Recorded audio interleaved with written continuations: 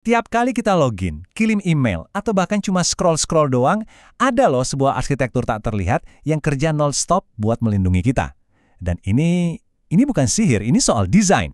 Oke, hari ini kita bakal bongkar sama-sama cetak biru keamanan digital yang diam-diam ternyata ngatur dunia kita. Nah, pertanyaannya kelihatannya simpel ya, tapi jawabannya, wah, luar biasa rumit. Soalnya gini, keamanan itu bukan lapisan cat yang bisa kita tambahin belakangan. Keamanan itu harus jadi fondasinya. Ini adalah pilihan desain yang paling fundamental, yang nentuin apakah sebuah sistem bakal sekokoh benteng atau serapu rumah kartu. Jadi, sebelum kita bisa bangun benteng digital yang kokoh, kita mesti kenalan dulu sama batu batanya. Dalam dunia keamanan, semuanya itu berawal dari hubungan antara dua elemen kunci. Yuk, kita bedah satu persatu. Pertama, kita punya yang namanya subjek. Gampangnya ini tuh pemain aktif di setiap skenario. Waktu Anda coba buka file, ya, Andalah subjeknya. Waktu sebuah aplikasi minta akses internet, ya aplikasi itu subjeknya. Intinya sih, siapa yang lagi minta akses. Dan kalau ada siapa yang meminta, pasti ada apa yang dimintakan. Nah, itulah objek. File yang mau Anda buka, printer yang mau Anda pakai, server yang mau diakses. Jadi poin utamanya adalah, keamanan digital itu pada dasarnya cuma seni ngatur hubungan antara si subjek dan si objek ini. Hubungan subjek-objek ini kelihatannya simpel banget ya. Tapi, justru disinilah kerumitannya mulai muncul. Yuk kita lihat gimana kepercayaan, sesuatu yang paling manusiawi, malah bisa jadi celah keamanan terbesar. Oke, gambar ini mungkin kelihatannya agak teknis, tapi fokus aja ke satu konsep kunci di tengah, kepercayaan transitif. Logikanya sederhana kok. Gini deh, kalau saya percaya sama Anda, terus Anda percaya sama teman Anda, apa artinya saya harus otomatis percaya juga sama teman Anda itu? Di dunia nyata mungkin ya bisa jadi, tapi di dunia digital, logika kayak gini itu resep bencana. Nah, ini dia contoh sempurna gimana logika tadi bisa jadi bumerang. Katakanlah perusahaan Anda, si A, sama sekali nggak percaya sama situs media sosial, si C. Tapi perusahaan percaya sama koneksi VPN Anda, si B. Nah, karena si B bisa akses si C, ya udah, lewat rantai kepercayaan ini, Anda baru aja bikin pintu belakang buat ngelewatin aturan keamanan perusahaan. Genius, tapi sekaligus super berbahaya. Nah, celah kayak kepercayaan transitif tadi akhirnya maksa para perancang sistem buat bikin pilihan yang sangat mendasar dari awal banget.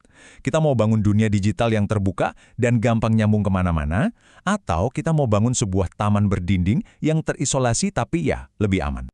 Di satu sisi, ada sistem terbuka. Coba bayangin Windows atau Android, mereka tuh sengaja dirancang supaya bisa ngobrol sama hampir semua hal, jadi fleksibel banget.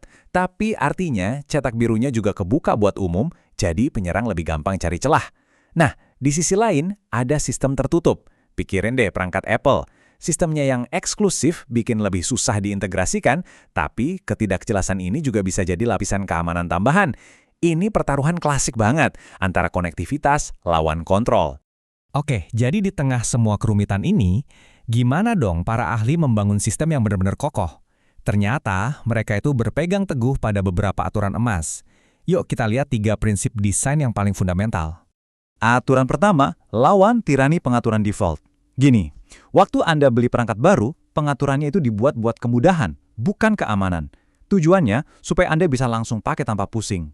Nah, jadi poin pentingnya, selalu anggap pengaturan default itu adalah pilihan paling lembah. Dan ya, konfigurasi ulang semuanya dari nol.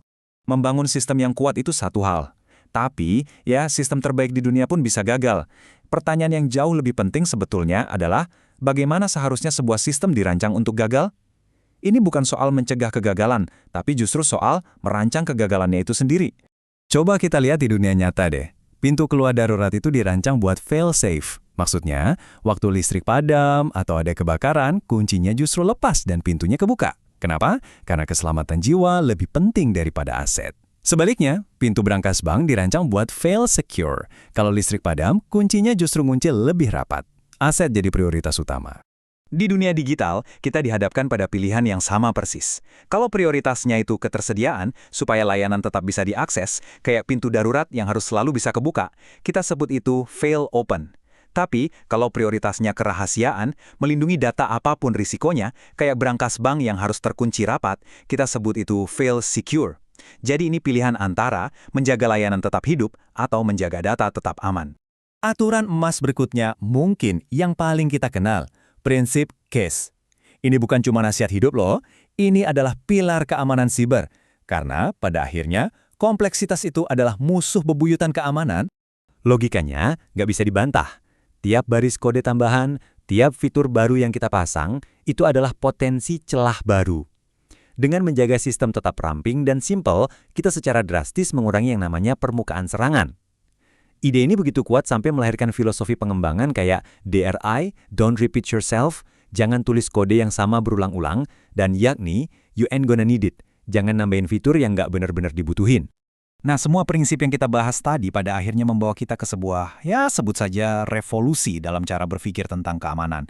Sebuah pergeseran radikal yang dikenal sebagai Zero Trust. Ini adalah pengakuan bahwa model keamanan lama yang selama ini kita andalkan ternyata udah rusak. Puluhan tahun, keamanan siber itu diibaratkan kayak kastil yang dikelilingi parit. Siapapun yang udah berhasil masuk ke dalam tembok dianggap terpercaya. Tapi model ini punya kelemahan fatal. Sekali aja penyerang berhasil masuk, mereka bisa merusak semuanya dari dalam. Nah, Zero Trust buang jauh-jauh model itu. Dia berasumsi nggak ada lagi yang namanya dalam atau luar. Semua orang, setiap perangkat adalah potensi ancaman, setiap saat. Inilah mantra dari Zero Trust. Simple, tapi mengubah segalanya.